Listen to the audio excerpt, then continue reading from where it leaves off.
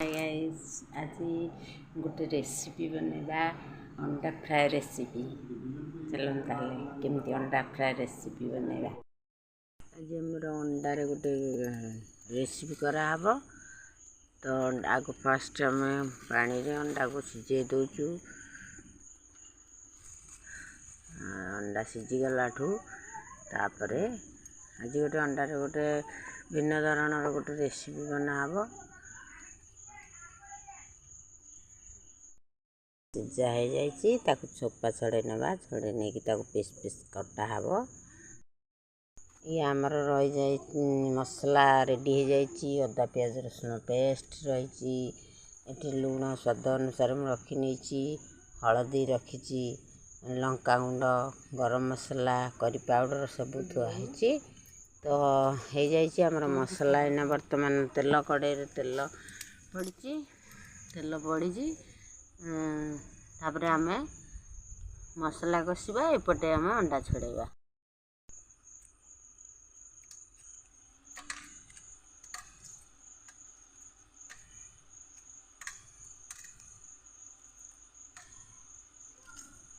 ये भाव में सब अंडा को मुझे छड़े नेबी।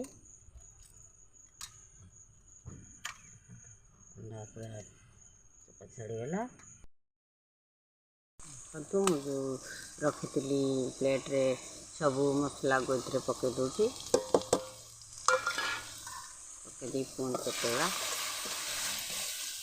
हल्दी गुंड लंका गुंड गरम मसला करी पाउडर सब एक पकईली। लुणटा आमर मसला देले मसलाटा कषि हम। देखो ये मसला तेल छाड़ी आसला मसला प्राय हो आसला टे हम गोटे मसला चटेला बेलू आम एपटे अंडा गुड़ा को पीस पीस कर काटी नवा। सूतार देखो गोटे नुआ सिस्टम कटा सूतार पीस पीस कर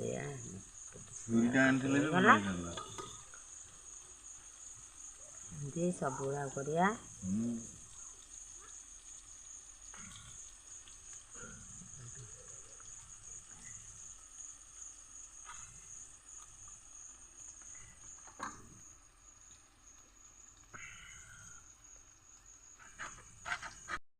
सब तक अंडा काटी पीस पीस करके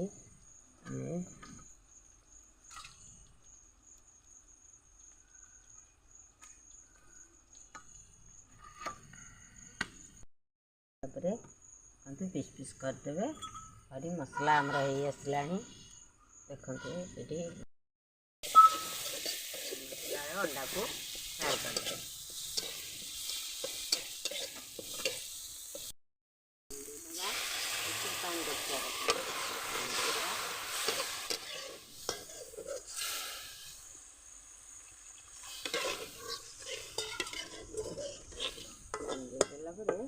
अंडा को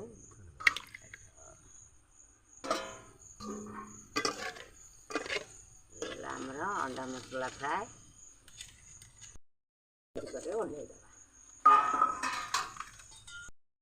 देखो आमर हो गला अंडा मसला।